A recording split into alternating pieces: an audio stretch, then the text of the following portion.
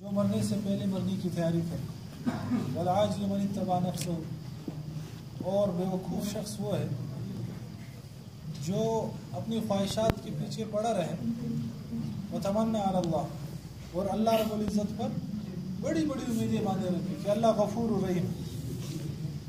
दोस्तों, ये ज़िंदगी गुजर जाएगी। इंसान सोचे कि इंसान पहले कहाँ था।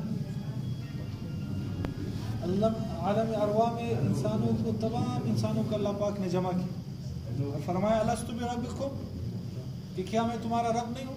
तमाम इंसानों ने कहा क़ालू बला, बेशक आप हमारे रब, बेशक आप हमारे रब, बेशक आप हमारे रब। फिर जो है अल्लाह पाक ने पूरी ज़िंदगी की एक दुनिया का जाल बिछाया और इंसानों को यहाँ मुंतकिल कर दिया ताकि इंसान का इम्तिहान हो जाए इस दुनिया में।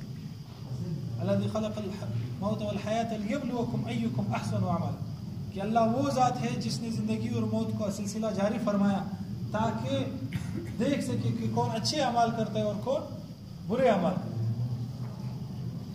ये दुनिया इम्तिहान गाह है।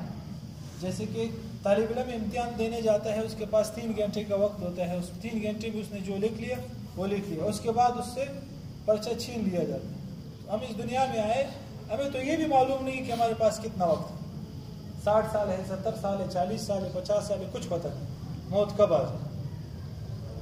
इस दुनिया में जब इंसान आता है, माँ के पेट में होता है, तो उससे क्या कहा जाता है कि माँ के पेट की जो ज़िंदगी है, बंद कर दो सलमान,